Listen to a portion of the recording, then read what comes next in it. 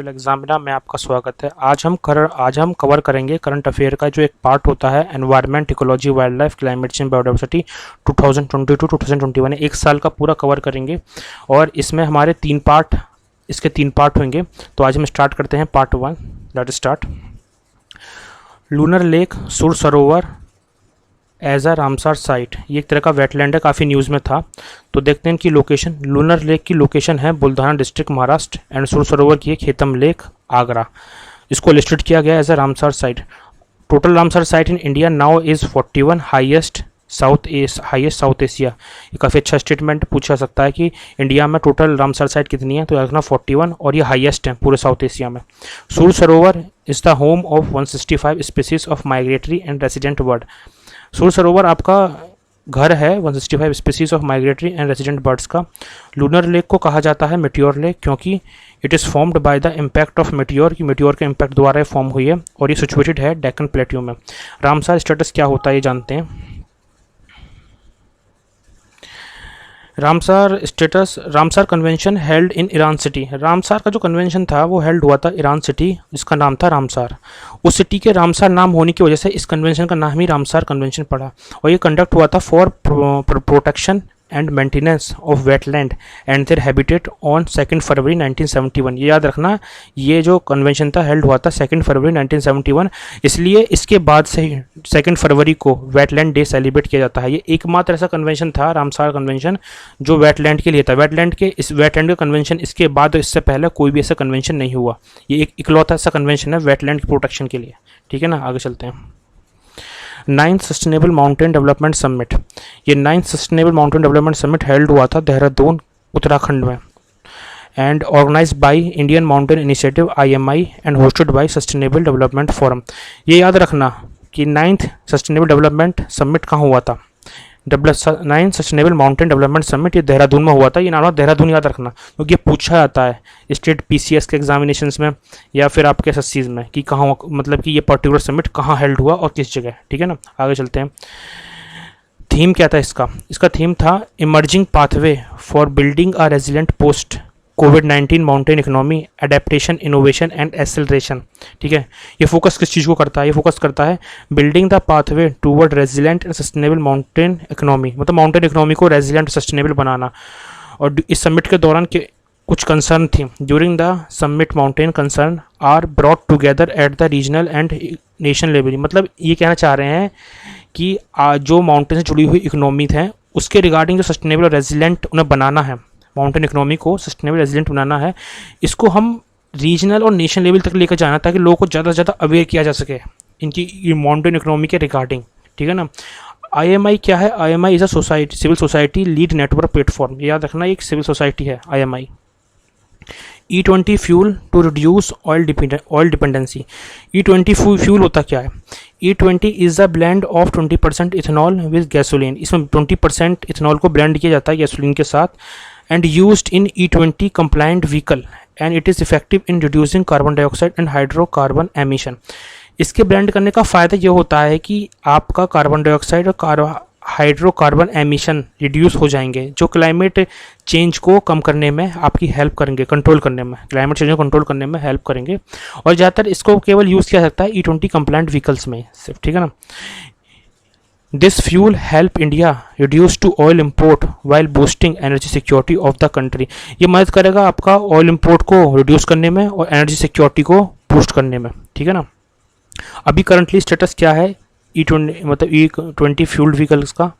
8.5% of ethanol blend with petrol in India. अभी क्या हो रहा है कि 8.5% इथेनॉल को ब्लेंड किया जा रहा है इंडिया में, पर इसका टारगेट रखा गया है 10% up to April 2022 and 20% from April 2023 to April 2025। मतलब 2025 तक हमें 20% इथेनॉल को ब्लेंड करना है पेट्रोल का, ये टारगेट रखा गया है। इसकी कुछ इंप्लीमेंटिंग एजेंसी है, ministry of petroleum natural gas ये इंप्लीमेंटिंग एजेंसी है, और ministry of road transport and highway has mandate sticker on the vehicle. Ministry of road transport and highway का काम होगा, जो भी आपका व्हीकल होगा, E20 हुआ, E10 हुआ, उसको बताना कि ये व्हीकल आपका E20 कंप्लाइंट है, एक तरह का स्टिकर मार्क करना उनको। ठीक है ना, आगे चलते हैं। IUCN status for shark rays and chimaera. Shark rays and chimaera ये आपके ओशियन फिशेज हैं और ये रिस्क ऑफ एक्सटेंशन में है। Due to target fishing and bycatch the ray and shark number have been fallen drastically. मतलब आपको ज़्यादा फिशिंग करने से और ज़्यादा इसको पकड़ने से इनका क्या हुआ, इनका नंबर आपका फॉलन हो गया ड्रास्टिकली। आईयूसीएन ने कुछ असेसमेंट किए हैं। उन्होंने बताया कि 38 of shark have been classified as vulnerable, 22 as the least concern and 27 as the near threatened species. Oceanic white tip shark was classified as endanger, has now listed critically endanger. इसमें oceanic white tip shark थी, वो उसको पहले critical, इससे पहले इंडेंजर्स कहा जाता था, लेकिन अब उसे क्रिटिकली इंडेंजर्स कैटेगरी में डाल दिया गया है। इसके आईयूसीएन आपका स्टेटस देती है इंडेंजर, रेड, इसकी जितने भी वल्नरेबल, इंडेंजर और आपका लिस्ट कंसर्न, एक्सटेंट, जितने भी ये आपके स्टेटस हैं ये रेड लिस्ट में आते हैं और ये डिफरेंट डिफरेंट एनिमल को लिस्टेड करते रहते हैं इनमें, इनके एक्सटेंशन के बेसिस पर। ग्लोबल एंडरसोनी न्यूज़ में था। ग्लोबल एंडरसोनी है क्या? Globba andersonii is the plant species which discover in Sikkim Himalayas after 135 year. 135 साल बाद इसको दोबारा से रीडिस्कवर किया गया। मतलब 135 साल पहले ये ख़त्म हो गया था, ये ऐसा कहा गया था, यानी कि 1875 में। It is characterize by with flower, non appendage anther and yellow tip. आप इसको देख सकते हैं, मैंने ये इसकी एक पिक लगा रखी है, ये कैसा दिखता है। 135 साल पहले इसको एक्सटेंट घोषित कर दिया गया था, अब 135 साल बाद ये दिखा है सिक्किम के हिमालयाज में। इसको क्लासीफाई किया जाता है as a critical endanger, narrowly endemic. The species is restricted mainly to the Teesta river valley region and which include in the Sikkim Himalayas and Darjeeling. जो तीस्ता वैली रीजन है, जो आता है सिक्किम हिमालय दार्जिलिंग वाले एरिया में, उसकी बैंक पर इसको देखा जाता है। ठीक है, दार्जिलिंग जो होता है आपका वेस्ट बंगाल के नॉर्थन पोर्शन में आता है। ठीक है, तीस्ता रिवर वैली के पास ये दिखेगा, इसकी बैंक पे याद रखना। और 135 साल पहले इसको एक्सटेंड कर दिया गया था, क्योंकि यूपीएससी का बहुत फेवरेट क्वेश्चन होते हैं। ग्लोबल एंडरसोनी न्यूज़ में था, ये है क्या, और उसके 4 ऑप्शन दे देंगे। ठीक है ना, इस तरह से पूछते हैं। अफ्रीकन बाओबाब क्या होता है? अफ्रीकन बाओबाब को जाना जाता है ट्री ऑफ लाइफ के नाम से। It can leave over 1000 year, यह हज़ारों साल तक जिंदा रह सकता है। It yield a fodder, medicinal compound और मैनी अदर प्रोडक्ट। ये इतने प्रोडक्ट, फॉडर हुआ, मेडिसिनल कंपाउंड और दूसरे अदर प्रोडक्ट ये इल्ड करता है।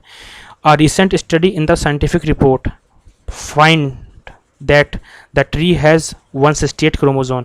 साइंटिफिक रिपोर्ट से पता चला है इस पेड़ के 168 क्रोमोजोम है। And this study will useful in genetic conservation of effort. और ये इस तरह की जो इन्फॉर्मेशन है वो हेल्प करेगी जेनेटिकल कंजर्वेशन एफर्ट, यानी जो भी ट्री होता है उसकी लाइफ को कैसे इन्हांस किया सकता है और कैसे बढ़ाया सकता है। ठीक है ना, किसी लाइफ की जेनेटिक कंजर्वेशन कैसे की जा सकती है, ये मदद करेगी इसकी study. Ministry of environment, forest and climate change launch action plan to increase population of vulture. वैसे वल्चर की पॉपुलेशन बढ़ाने का सिर्फ एक ही पर्पस हो सकता है, अगर वल्चर की पॉपुलेशन डिक्लाइन करती है, दूसरी पॉपुलेशन से कीट्स जो अपने फसलों को खाते हैं उनकी पॉपुलेशन बढ़ जाएगी और इसकी वजह से आपको फूड सिक्योरिटी थ्रेट में आ सकती है। इसलिए फूड की सिक्योरिटी थ्रेट में ना आए, इसलिए वल्चर की पॉपुलेशन बढ़ाने के लिए गवर्नमेंट नए नए प्रोग्राम लेकर आती है। चल पढ़ते हैं आगे। MOEFCC launches vulture action plan 2020-2025। याद रखना, वल्चर एक्शन प्लान जो था 2020 और 2025 for conservation of vulture in India.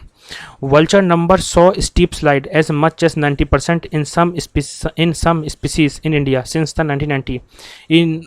Is one of the most drastic decline in the bird population in the world. ठीक है ना, 1990 तक देखा गया 90% जो स्पीसीज थी वल्चर्स की वो डिक्लाइन कर जाती हैं, और यह एक ड्रास्टिक डिक्लाइन है देखने को मिला है बर्ड पॉपुलेशन का in the world. Ministry has been carrying out conservation project for vulture since 2006। 2000 जैसे वल्चर प्रोटेक्शन प्रोग्राम में चला रहे हैं और इस प्लान को अब एक्सटेंड कर दिया गया है 2025 तक के लिए। ठीक है ना, जिससे कि वल्चर की गिरती हुई पॉपुलेशन को कंट्रोल किया जा सके। ठीक है ना, कंट्रोल किया सके और साथ के साथ इनकी पॉपुलेशन को बढ़ाया जा सके ताकि दूसरी पॉपुलेशन, कीट वगैरह की पॉपुलेशन ना बढ़े। Vulture safe zone programme is being implemented at 8 different places in the country. ठीक है, आप मुझे ये बताइए, वल्चर सेफ जोन प्रोग्राम को 8 डिफरेंट प्लेस पर इम्प्लीमेंट किया जा रहा है कंट्री में, वो कौन कौन से प्लेसेस हैं? ठीक है ना, थोड़ा मैं हिंट दे देता हूँ। उत्तर प्रदेश के दो प्लेसेस हैं, उन 2 प्लेसेस का नाम बताइए, क्योंकि ये यूपी PCS के लिए काफ़ी इंपॉर्टेंट हो जाता है। ठीक है ना, बताना कमेंट में करके। Panna biosphere reserve, Panna national park आपका पन्ना बायोस्फीयर रिजर्व में, ये Panna national park has been declare as a UNESCO biosphere reserve. Panna national park को, जो एमपी मध्य प्रदेश में है, इसको डिक्लेयर किया गया है यूनेस्को बायोस्फीयर रिजर्व। और इसके एडिशन हो जाने से क्या, help in exploring new measures toward the conservation of wild life. मतलब नए नए तरीके आपके खोजे, एक्सप्लोर किए जा सकेंगे वाइल्ड लाइफ को कंजर्वेशन करने के लिए, ठीक है। ये इसका फ़ायदा होगा।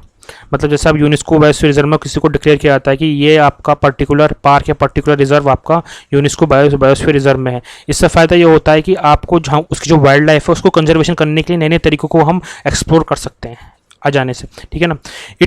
It witness remarkable growth in tiger population last year. पिछली साल जो टाइगर सेंसस हुआ था उसमें देखा गया कि पन्ना बायोस्फीयर रिजर्व में एक रिमार्केबल ग्रोथ ऑफ टाइगर देखने को मिलता है। और टाइगर की पॉपुलेशन इसमें बहुत ज़्यादा, मतलब हाई रेट से बढ़ी थी as compare to previous census के कंपेरेबल में, ठीक है ना, याद रखना। It cover 542.67 kilometre square area and the natural habitat for sloth, Indian wolf, bear, pangolin, leopard, घड़ियाल, Indian fox and a lot more. It also home of stone carving that dated back to the neolithic era, ठीक है। ये 542.67 kilometre square में फैला हुआ है। ये काफ़ी, मैंने भी नाम बताए थे, Indian wolf, bear, pangolin, leopard, घड़ियाल, इंडियन फॉक्स, ये और भी कुछ हैं। ये इतने सारे इस एनिमल स्पीसीज का घर है। और इसमें नियोलिथिक एरा से, जो नियोलिथिक एरा थी उसके कुछ स्टोन कार्विंग भी डिस्कवर होते रहते हैं इसमें। ये उसकी साइट है एक अच्छी, ठीक है। आगे चलते हैं। Reserve under UNESCO promote the conservation of biodiversity, resolve the man animal conflict at the site and allow sustainable use of natural resources. UNESCO reserve में आ जाने से एक फ़ायदा ये भी होता है कि आपका बायोडाइवर्सिटी को अच्छे से कंजर्वेशन किया जा सकेगा, मैन एनिमल कॉन्फ्लिक्ट को रिजॉल्व किया जा सकता है, और नेचुरल रिसोर्सेज का सस्टेनेबल यूज़ क्या हो सकता है, ठीक है ना। इसके 3 बेनिफिट हैं: promote the conservation of biodiversity, resolve the man animal conflict at that site and allow sustainable use of natural resources. ठीक है, आज के लिए इतना ही। इसका मैं पार्ट 2 लेकर आऊँगा, ठीक है। जो रिमेनिंग बचा है करंट अफेयर 2020 से 2021 तक का, उसमें उसको कंप्लीट करेंगे। तो आप इस चैनल को सब्सक्राइब कीजिए, लाइक कीजिए, शेयर कीजिए, ताकि जब भी मैं कोई आपका इस तरह का कोई अच्छा नॉलेजेबल लेक्चर लेकर आऊँ वो आप तक पहुँच सके। Thank you.